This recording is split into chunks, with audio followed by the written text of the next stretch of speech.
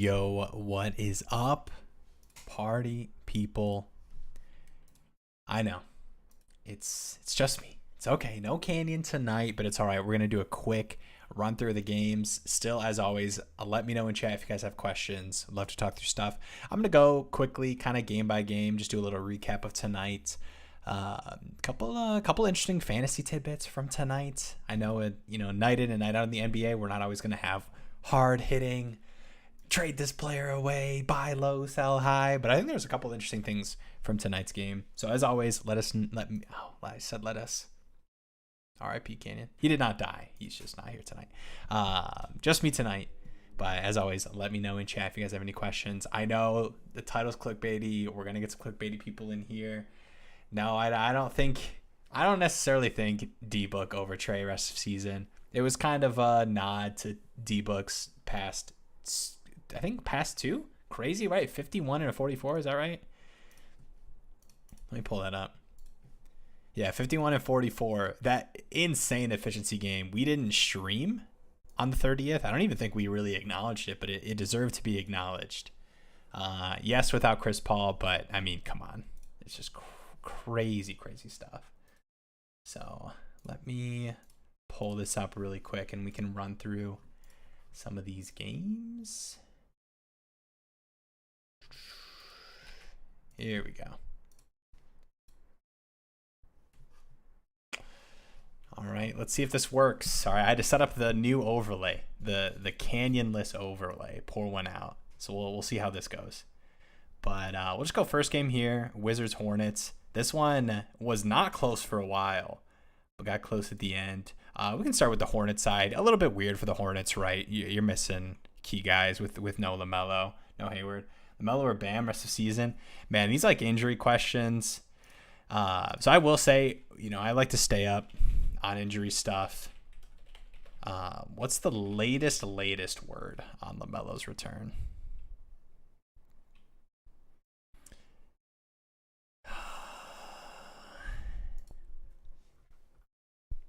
Because I get the fear with injury stuff, but man,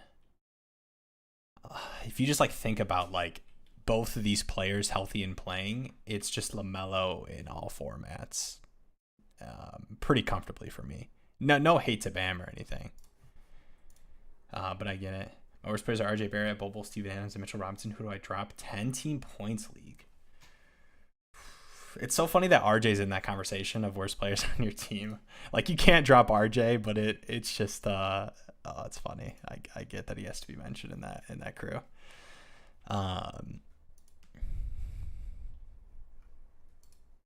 One sec. I know, like, just like in the reports I was reading, I know LaMelo was just out, right? I think it's been 6 straight, right? With the ankle. It's so tough. I don't want to do that trade, but I get it. RJ's talk is high usage, he doesn't always. Yeah, RJ's really inconsistent, but I think for like NBA fantasy, because it's it's tough, but because it's such a long-term game, you just have to have these high usage guys. Like, you're just not dropping RJ Barrett because you're not going to be able to find anyone that's going to replicate that usage in any capacity. It's 10-team points, dude. It's tough because my first nod, I think it's probably got to be Steven Adams. I know Canyon would probably make some claims about Mitchell Robinson, which I totally get. I think Mitchell Robinson and Steven Adams are like pretty similar. Funny enough, if you compare the two. I know Adams had a decent game tonight. 16 boards. Like, they feel super similar, right? Neither are going to give you high scoring. Steven Adams had better rebounding numbers. I think I just give the nod to Mitchell Robinson because of the defensive stat upside in a points league, just because he's been what he's been. He's been like a 2-block guy this season. And I know like 2 blocks feels hard to maintain for a guy playing like 24, 25 minutes, but it's not like Steven Adams is playing much more. And Mitchell Robinson's been like a 1.8. He was just under 2 blocks last season. So I don't think it's Bol. It's really hard to cut Bol, which is funny because you look at these questions and what we would have thought like heading into the season or something. Bol, bad night tonight. but man, I think he has more upside. I think the Magic are, even when they're getting Fultz back and a lot of these guards back, I still think they're fine playing Bol Bol like 25 minutes. So I still like Bol Bol.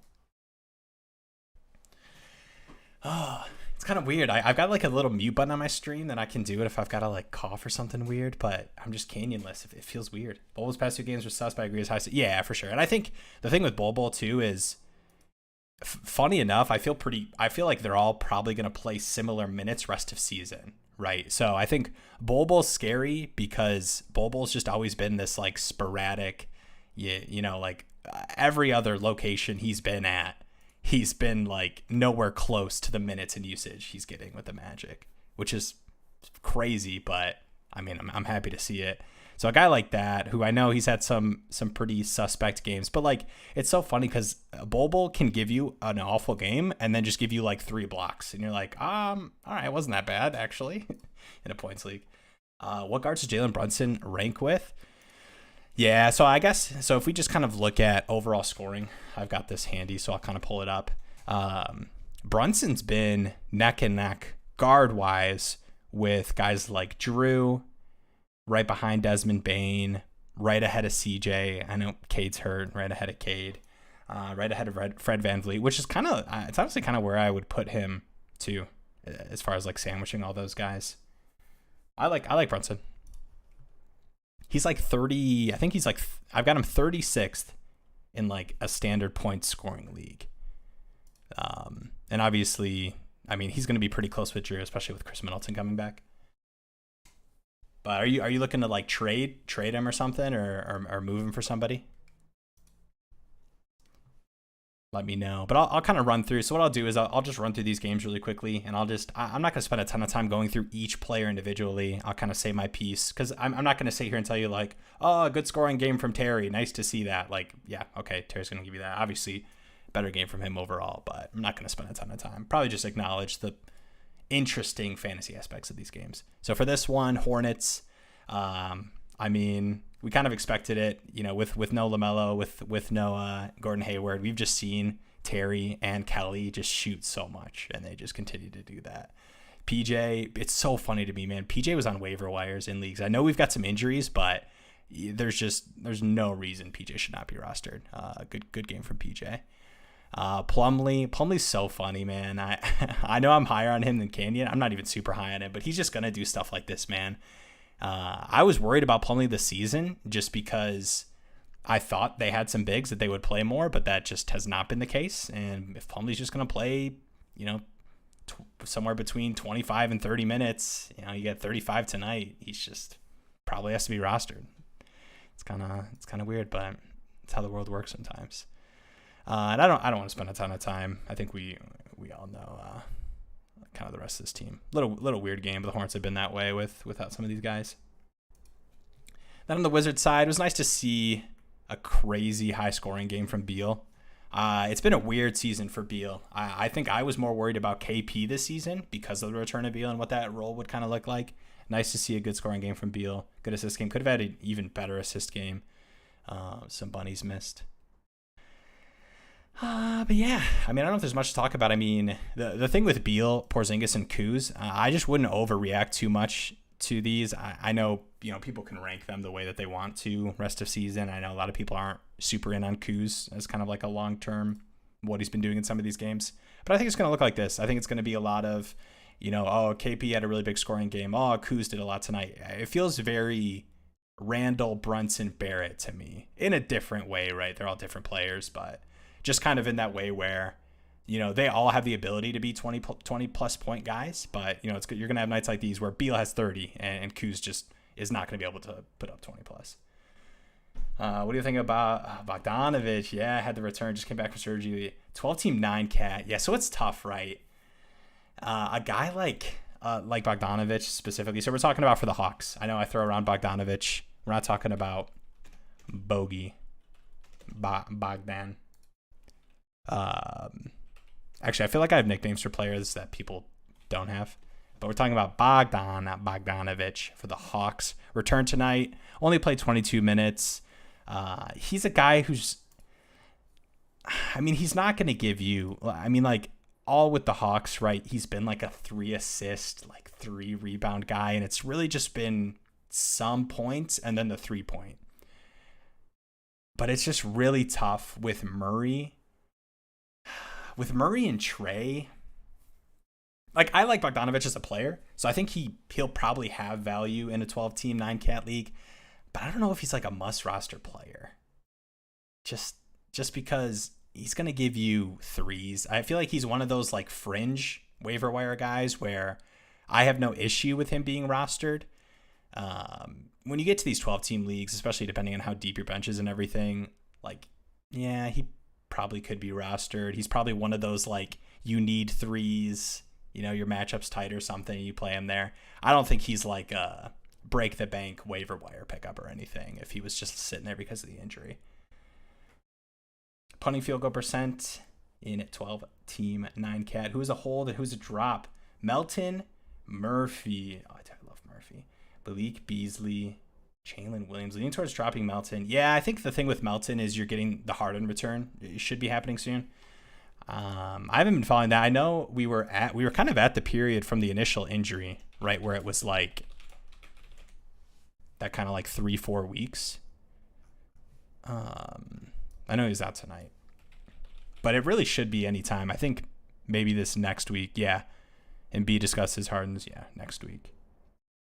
Yeah. I would probably lean there. I mean, I think it's pretty close between the other guys, right? Like I would love to have Melton for like the rest of the week. Honestly, I mean, Kawhi, I know Kawhi returned to practice. You might be able to keep him on your IR. Oh, sorry. I was reading two different ones. Who's holding his job? Yeah, I think Melton probably. I really like Jalen Williams. He's been getting a lot more minutes. Beasley's had some good games with the Conley injury. Yeah, it's probably Melton. It's pretty close between some of those guys. I just personally like Murphy. I know he would probably be close for people in like that conversation. I know he's had taken advantage of some of these Pelican injuries, but dude, I like him. Yo, what's up, Zach? If I take Kawhi off IR, who do I drop? Trae Jones, Keldon Johnson, or Harrow? Oh, man. You either have an amazing team or it's a pretty shallow league because I like all those guys. It's category. I mean, you just can't drop Keldon. I really like Trae Jones. Man. I don't want to... I mean, honestly, none of these guys should be dropped. But, I mean, I guess it's probably... I don't want to say it, but it might be Trae Jones. I don't know. Like, I don't feel like any of those guys should be on waiver wires. I get that like Trae Jones has really good assist upside, but I think, yeah, it's not Keldon. It's definitely not Keldon for me. I know he doesn't give you a ton of peripherals, but I like appreciate boss. Yeah, for sure. I'm really torn on this one. Anyone in the chat? Poor Kawhi. Keep it on IR as long as possible. Yeah, that's the thing, man. It's tough because now Kawhi's hurting you in two different ways, right? Like you're about to activate Kawhi for IR, drop one of those guys, and Kawhi's going to have a worse game than Tyler Harrow, you know, just because he's going to play limited minutes or something. He's so frustrating, but he just has too much upside come All-Star break, but it's just really hard to see that light for Kawhi owners. So I'll pour one out for you. Drop Jalen Williams for Keegan Murray. I like Williams. Those are two other guys. So I will say, like, personally, these questions for these like fringe guys in leagues, I don't think you do it, man. He's looked really good, and he's getting that like rookie minutes bump that you want to see, right? Like this past like 8 stretch of games, he's averaging like 28 minutes, which is what you want to see. And we've seen like Poku, some of these other OKC guys pushed aside a little bit. I think I stick with Jalen Williams. I like Keegan Murray, though. I know a lot of people are like, hey, Keegan Murray's a drop. Can't roster him. He's awful. But people are wanting to drop Jabari Smith. So I don't want to drop Keegan Murray, even though he's been pretty disappointing. But I don't want to drop Jalen Williams either.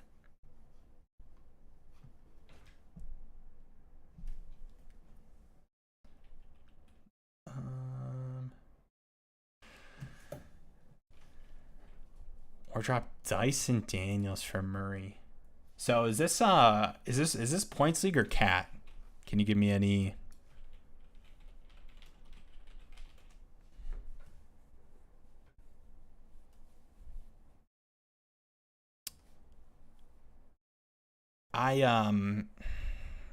I'd probably I like Dyson too. Like he's another guy who I have like no problem with people rostering.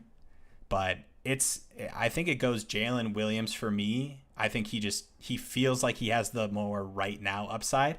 I think Keegan Murray's probably like the better player. And I think like long term, like a couple of years from now, he probably is going to outperform Jalen Williams. But I think in the right now moment, upside wise, I'd go Jalen Williams. And then it's really close between Dyson and Keegan. Dyson's another guy I know who's played a little bit more with some injuries. But yeah, I'd probably...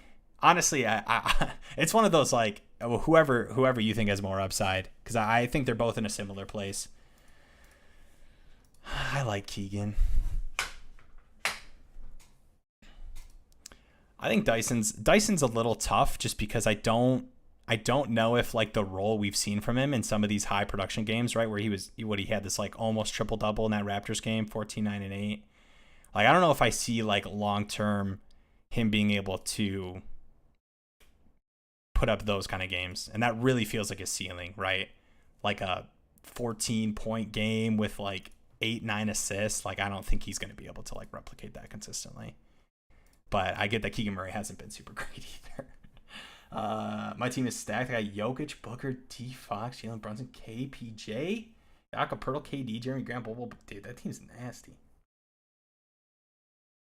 Points league, not category. Okay. 18 leagues are the best. Yeah, 18 leagues they're pretty fun too, because I think if you draft well, you can really dominate those like shallow leagues, because you can turn your depth. If you like hit on some depth pieces, you can like use that to like package and upgrade and just build this super team.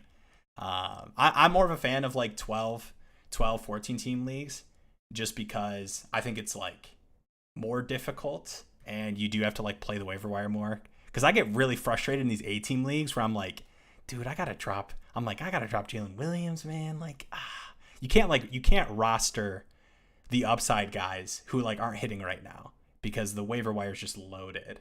But no, that is a nasty team even for an 8-team league. All right, we'll keep it rolling. Let's go, man. What a wild game. Anybody watch this Toronto Brooklyn game? It's hard for me to watch all the games at once, but I caught a little bit of it.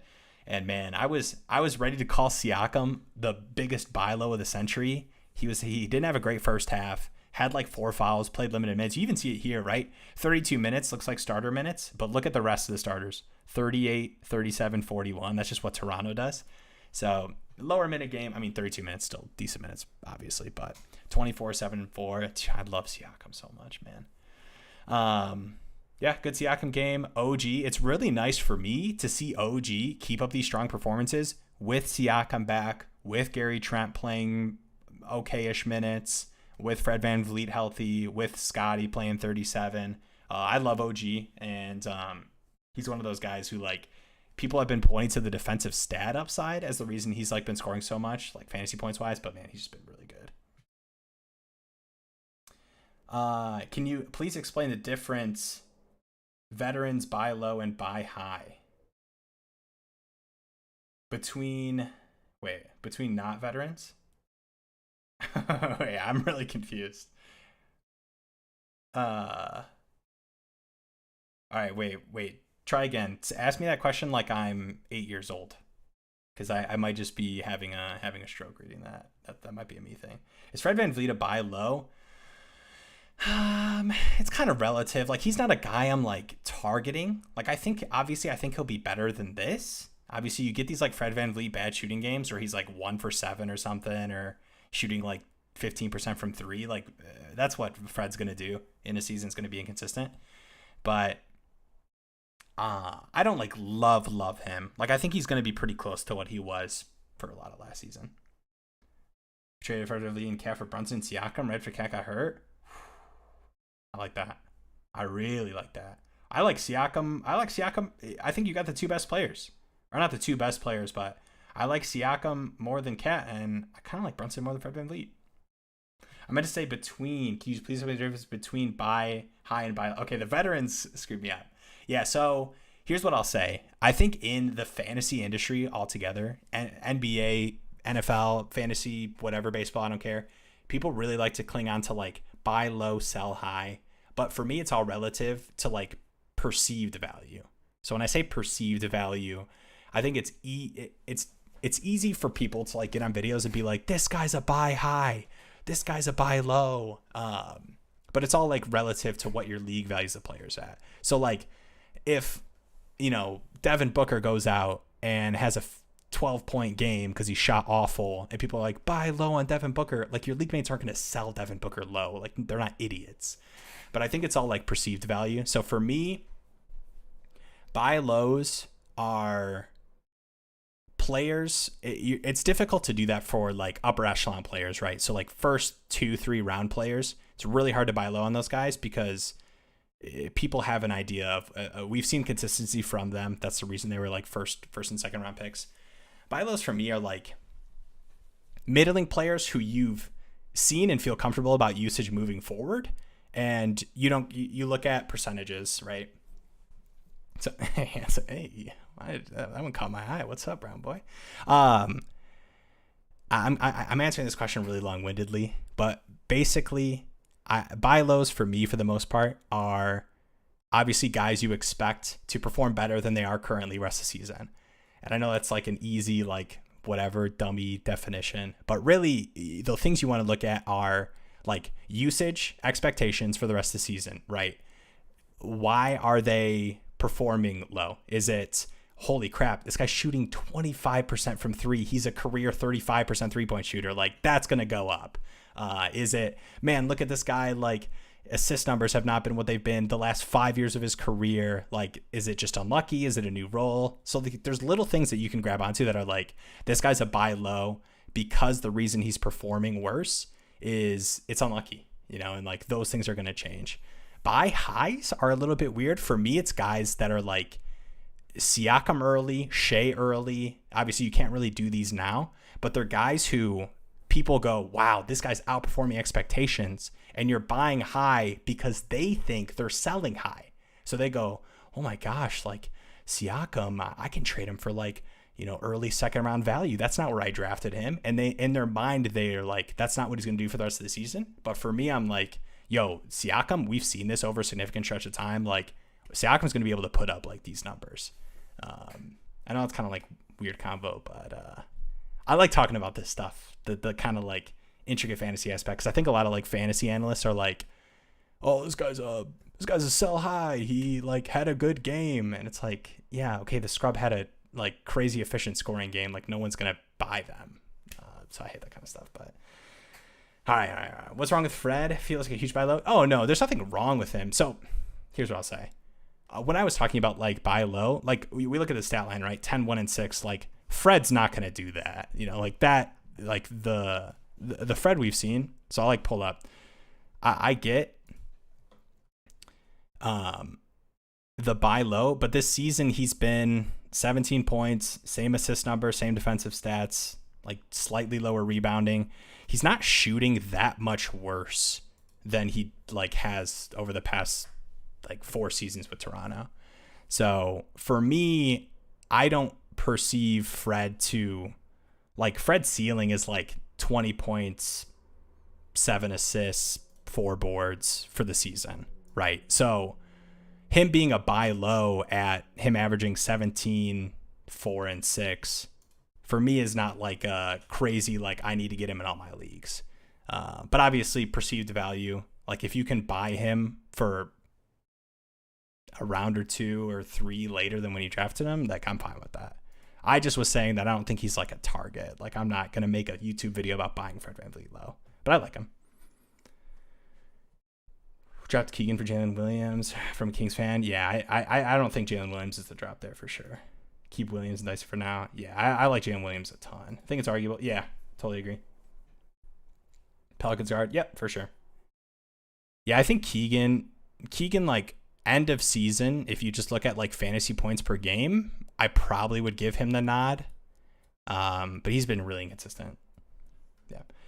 I get what you're saying. Basically, you want to buy low on players are struggling will improve as season progresses. Does buy low and buy high apply to trades as well? Yeah, so buy is, that's literally trades. So that's unless you have some other way of acquiring players. So I'm not even talking about waivers. I'm only talking about trades. So like when I say like buy and sell, it's just like trades in your leagues. So yeah, I mean, it was a long-winded answer, but for me, the like best definition, especially for NBA fantasy specifically, is looking at guys who are significantly for buy lows. It's like, okay, so sell high, right? Let's talk about, I'm a Pistons fan. Let's talk about Bogdanovich at the beginning of the season. He just had a crazy game. He's not the best example because he just had a crazy game against the Mavs. We had a 30 bomb. Actually, no. I mean, he kind of is a good example now. But at the beginning of the season, Bogdanovich was shooting higher than 50% from three. He was shooting like 52% from three. Like, I don't care how good he's going to be for the Pistons this season. He will not shoot 50% from three for the season. That just does not happen. He's going to be, his career 39, 40% from three, which is very good. But you just like are able to pinpoint aspects of players that aren't going to maintain. So like you're able to use that and use that to acquire players that are going to outperform what they've been doing, or sell players who are not going to perform as well. It's like a stock market, man. You're like flipping. You guys are like crypto bros or something. I know it sounds like I'm getting too cute with this, but this is like my favorite part of fantasy is like getting into the weeds and finding those players who have been outperforming or aren't going to perform as well. All right, this has been a long-winded combo. I'm gonna roll through these a little bit quicker. Magic. Another solid game from Ben Caro. Pretty sad game for Bol, but I'm not going to overreact to Bol having disappointing games, because if Bol's going to play like 25, 27 minutes, he is like 100% worth roster. 5 defensive stats also. So in points leagues, when Bol is disappointing, he can still be decent. I'll analytically are decent. I appreciate that. Yeah, and I think a lot of people will watch and be like, all right, this guy's trying to get like too cute with this analysis, but I think my biggest thing in the fantasy industry that frustrates me is, and it's something I've done in the past too, where it's very easy to be like short form TikTok, where you're like, this player is a buy low. He just had a bad game. And it's like, dude, your league mates aren't stupid. Like they're not going to sell low on a player who had a bad game or something. So I think there's it's difficult to take advantage of your league mates, but that's my favorite part of fantasy. Maybe it's kind of manipulative, but the Wagner Bros, good games. I think Fultz is probably the most interesting call out point. I didn't mean to click that, but Fultz immediately played 29 minutes in his second game back. So he had the minutes restrictions. We were told it was going to be 15. He played 17, had an okay game. He's looked really good. I think Fultz is like a must roster player in most leagues. 10, 6, and 6, not like amazing, but man, if he's able to get you like 10 plus points with, the decent assist numbers like we've seen from him in the past, I really like Fultz. I don't know Suggs tonight. I know Cole Anthony had a good game too, but I think Fultz is probably one of those guys who might not even be rostered, because people weren't super excited about him for this team with Suggs and Anthony, and they're willing to play big rotations. But I do like Fultz a lot. You learned how to be patient last week because I dropped Jalen Smith, who's doing very bad, and he dropped 4. Yeah, that's the thing in fantasy too. People will talk to us about like, should I drop this guy who's been disappointing over a couple games?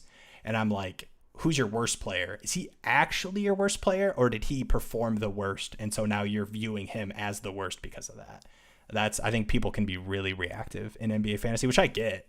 I mean, we have games every night, right? So it's easy to like react quickly to one game, but that's like the thing is patience is massive in NBA fantasy. 80 top 2 center rest of season, dude. 80 might be a top 1 center per game. Not actually, but no, he's been crazy, man. It's per game though. I'm very, especially after injury. Yeah. Okay. So the thing with AD, I don't want to sell him high, but I really want to sell him high. And it has nothing to do with me not thinking he's going to be able to maintain what he's been doing. I mean, we could pull this up. I feel like we should go to AD now that we're talking about this. 44, 10, and 4, 3 blocks. Dude, he's so good. I'm so happy we get to see this AD. But man, I would not mind selling AD for a first rounder. Do you guys think you can sell AD for somebody taken in the first round in a points league?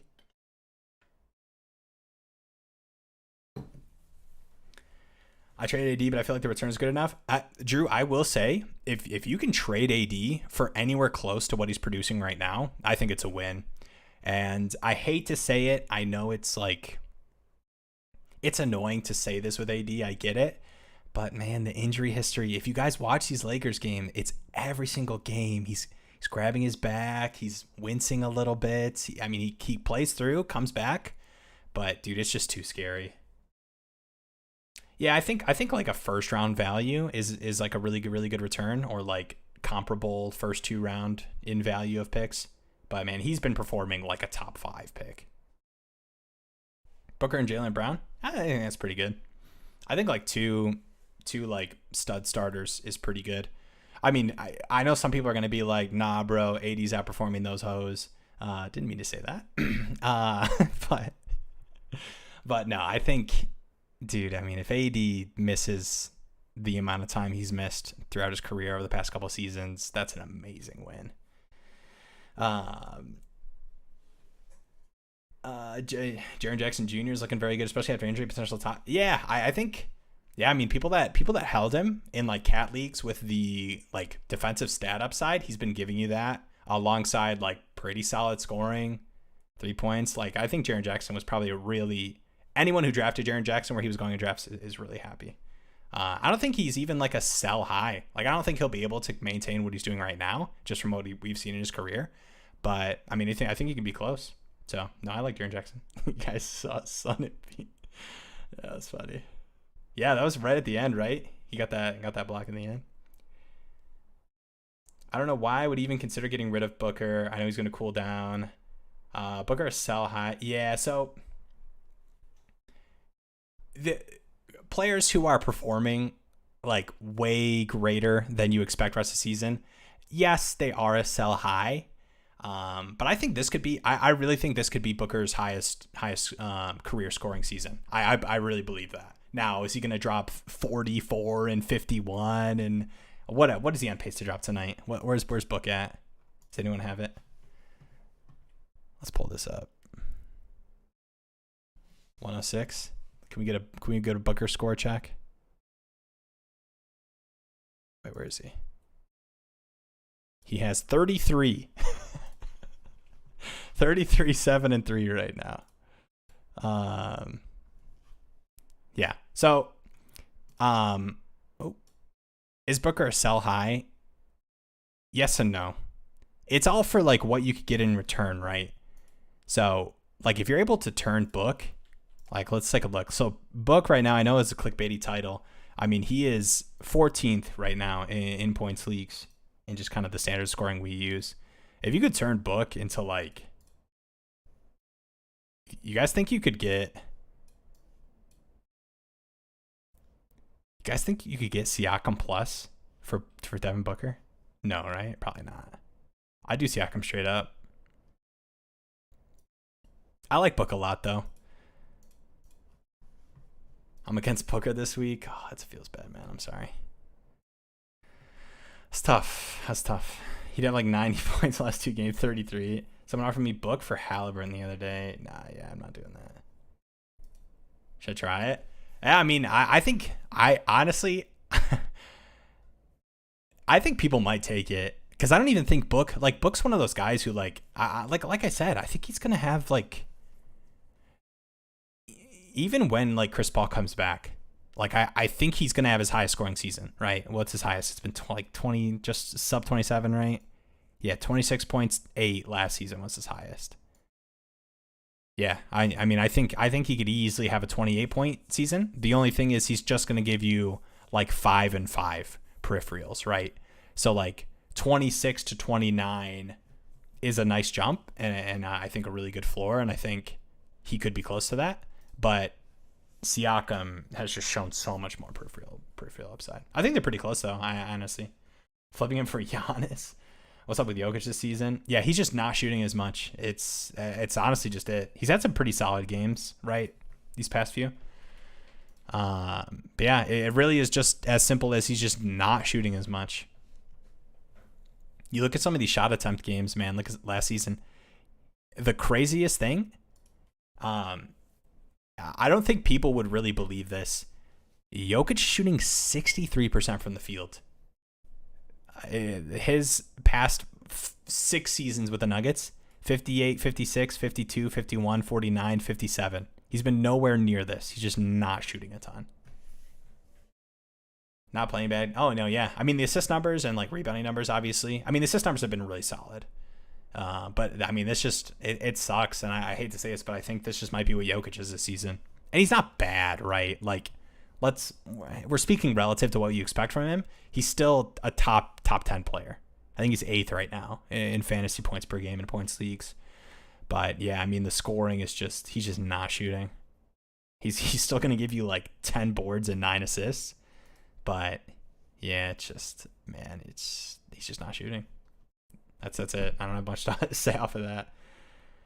Had to pick Jokic. No, yeah, Jokic. I think everyone had Jokic as the number 1 pick. I mean, how could you not, right? I know people, here's what people will say. People will say, oh, Jamal Murray and MPJ are back. Like, there was going to be a drop-off. Like, Murray and Michael Porter Jr. played in 2020 when Jokic was a 26-point, 10-board, 8-assist guy. He's just not shooting as much. He might shoot more, but I don't think I can look at what he's done, at least to this point in the season, and, like, project that. So I have no problem flipping Jokic for Giannis, Luka. I'm happy to do that. I think Jokic is a top 6 player. I'd still have him top 3. I know guys like Steph and Shea have been amazing, but I still can't knock him out of the top 3. It's Jokic, dude. His bad is 22, 10, and 9. That's bad Jokic. Isn't that crazy? Glad I got KD to pair with Jokic. KD shoot. Oh yeah, no, that's a crazy first round, or first 2 picks. Bucks fan. Oh yeah, dude, guys, do you guys realize how much better?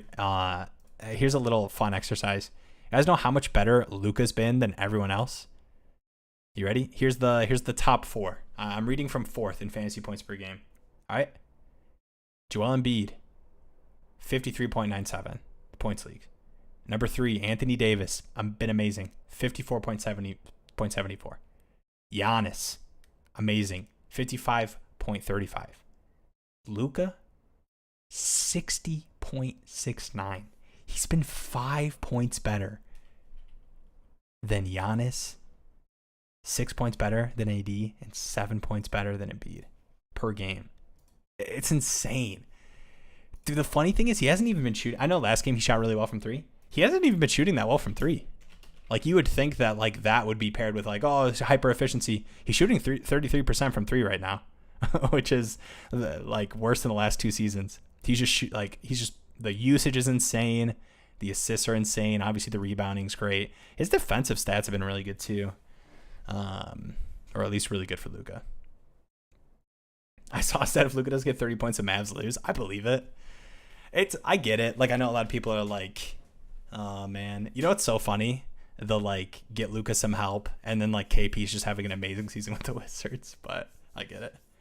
We thought my buddy was crazy taking Luka. Yeah, I think you can watch like old videos of ours. We had our like top 3 was pretty set and apart from everyone else, but I think we even had Jokic as like a clear and ahead number 1. Like, I think we were like Jokic and then like whoever you like between Giannis and Luka. But I mean, those should have been the top 3 in every league, but it's just crazy how much better he's been. Lowry's bum is fake. No, don't say that, man. I'm going to shut the stream off and cry. No, man, that's not real. Come on, take it back. Let me see a JK in the chat. All right, let me roll through these really quick. Let's go. I did want to talk about where's the Nuggets Hawks game. I know we're talking about Luka a lot, but man, how about AJ Griffin? This guy should be rostered. I know we've got some injuries to Collins and Hunter, but man, he's looked really good. Like, rookies that look good, I think are just like, boom, roster him. Because like, if you see like Jalen Williams right now looked good and he's getting like the 28 minutes. And like, when that's the case, boom, those guys are like insane values rest of season. Thoughts on Kemba Walker? It's so funny. Kenny and I are Pistons fans. So we were like, oh man, we want to see the Kemba Walker revenge game because he was on the Pistons for like. Actually, he wasn't even really ever on the Pistons. He was technically on the Pistons. About his knee being bad, really. Yeah, man. Those are so sad. Those guys that you just watch for so long be so good and then just get old, man. The injuries. Dude, I'm gonna cry. You guys got me thinking about D-Rose and shit. Damn. But no, I wanted to talk about Griffin. I know we didn't see. I know we've got Bogdanovic back. You expect him to play a part. It's going to be muddied and it's going to be crowded. I acknowledge that. And they're probably just all going to eat into each other, right? You've got like Hunter. I think Hunter and Collins should play, solid minutes when they're healthy and active.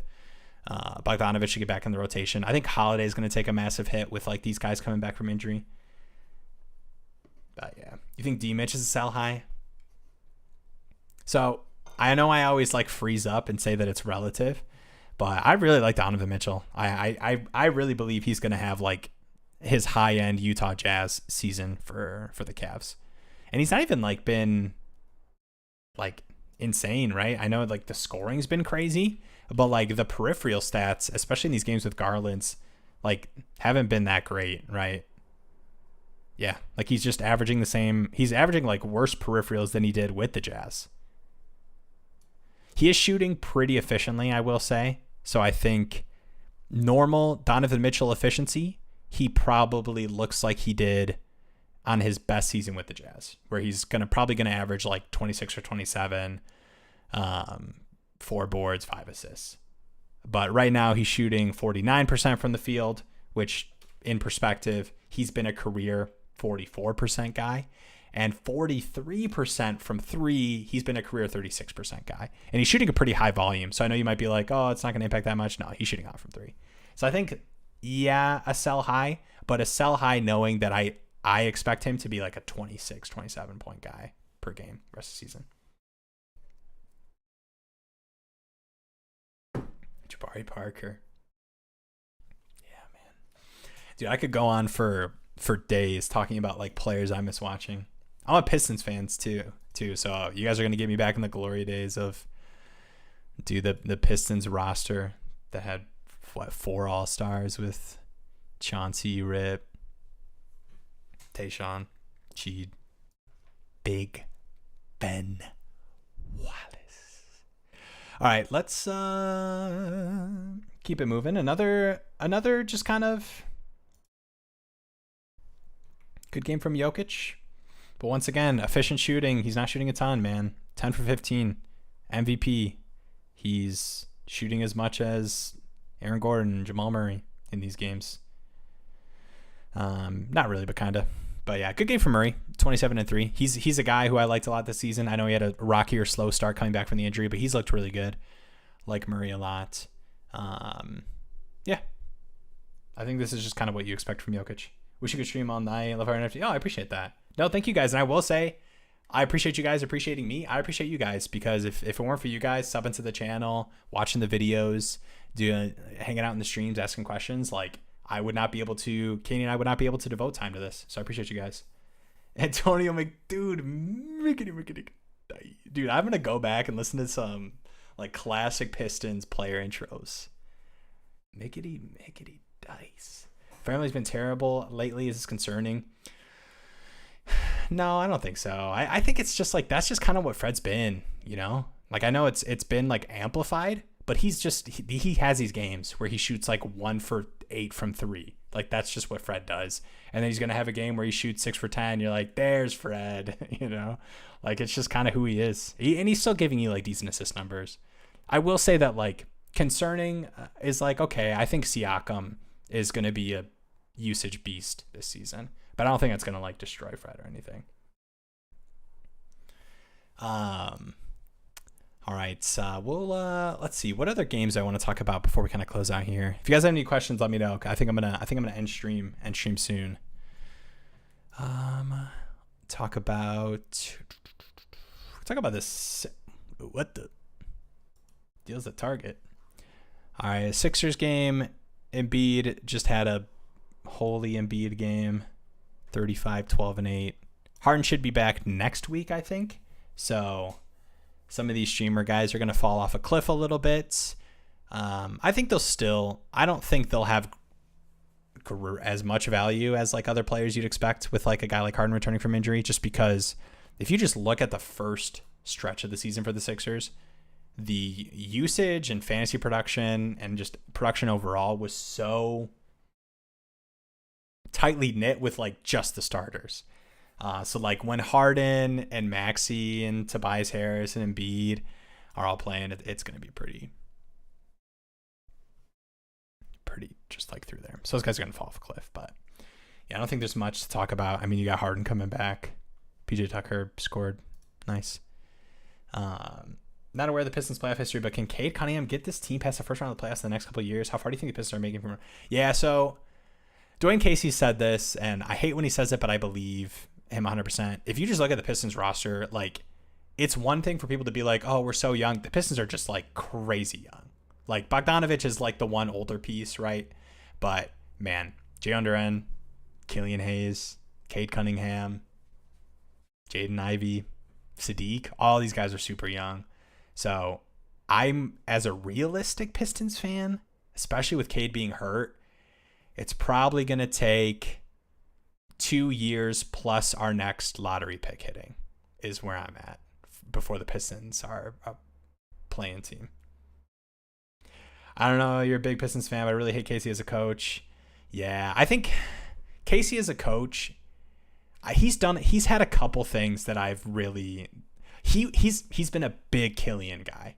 And I think there was Pistons fans, it was a pretty well accepted opinion that Killian should just not be getting minutes, you know? And we've gotten to see it a little bit with Cade out, that Killian might not be just a massive, massive bust, just like a mini bust. But no, I agree. I'm not the biggest Casey guy, but I'm the biggest Troy Weaver guy. So he kind of like makes up for it in my mind when I think about like the Pistons coaching and ownership. He makes it all okay. I wish Cade didn't get hurt. Oh, dude, you're telling me, man. I broke my heart. I love Cade. He's so good. How about Ivy though, man? Ivy's been really good too. Spurs versus Pistons final 7 years. I'm down. I am down for some Spurs Pistons playoffs. How can you not ship Bagley and Bogdan for a pick? Yeah, I don't know if you'll get much for Bagley, especially with the contract the Pistons gave him. I wasn't the biggest fan of that. I don't think it was like an insane overpay, but definitely was a little bit. But he's been okay. No, I think Bogdanovich definitely. I know there's been some like rumored reports. I would totally be cool with the Pistons moving on from him. Just because I think that's a guy who, even if you don't get a crazy return, if you just look at what we had to give up to get him, I think we could like make a huge profit off of that and just kind of fit our timeline better. It sucks. Bogey's been so good. Oh, dude, can you imagine if Bogey was like 26? That would be so sick. God. Why do people have to get old, man? Oh, he's so good. He's so good for this team too, with like how dynamic Jaden and how good of a playmaker Cade is. Oh. All right, you guys got me talking about the Pistons too much. All right, we're gonna wrap it up here. I know we're under an hour. We're at 15 minutes. I appreciate you guys. Thanks for hanging out in the chat. Actually, I want to do a quick. I was watching a Kenny video, read an article that said the Pistons should trade for draft picks. Yeah, no, I agree. I agree with that. I think sports fans in general don't want to accept where their teams are at. Okay, so I think some Pistons fans might do this to themselves, where they're like, Cade hit, Ivy looks great, let's keep Bogey, and we need. I mean, I'm obviously not going to say that with Cade hurt, but I think some people are so focused on winning this year that I do appreciate the Pistons are pretty understanding that like this is not a this year team. Casey said that. He's like, our guys can't even get into the bar. Like we're so young. We're developing these guys. So I'm happy that vision is kind of there. But obviously there's a couple moves that would make that vision actually a reality. So we'll see what the Pistons year looks like, but I've got no problem with where we're at. I think we're in a really good spot. I love our young core. Oh, dude, if we get lottery pick next season. All right, this usually turns into like a Pistons stream at some point. They didn't even play tonight. But how about that Pistons? How about Killian in OT? Killian over Luka rest of season? Thoughts? All right, I'm gonna wrap it up here. If you guys have any questions, let me know. I'm gonna close out. Appreciate you guys watching. Much love. Hey, if you guys aren't on Underdog, we do player prop streams. If you guys aren't familiar with Underdog, it's player props across all sports. So we do NBA, right? So we're looking at NBA player props every day on the sports betting channel, and I'll link that in a second. But if you guys aren't on Underdog, player props, make a little card. We usually do like 2-3 picks. If you don't have an account, use code Canyon. The link's in the description. Sign up for Underdog. 100% deposit match up to $100. I was waiting for the thing to scroll by. 100% deposit match up to $100.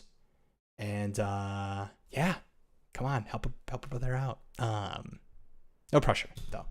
But if you guys do like doing player prop stuff, and even if you already have an Underdog account, we do sports betting streams every day at 2 p.m. Eastern time. So I'll link that here real quick if you guys want to sub to that channel. Even if you are never going to watch it, go sub to it so I feel a little bit better about myself and feel like I did a good job marketing it tonight. I can tell Canyon, hey, guy, I got a couple guys sub to the channel. So they'll be proud of me. I'm your 100th follower. Wait, did you follow me or Canyon? Because I got more followers than Canyon, right? Come on. I market myself more than that boy, right? You were Canyon's 100th follower. It's okay. It's okay. This is Canyon. He's a good boy, good man. Ditched me for the stream tonight, but it's okay. He's having a good night. This is me with the Cade.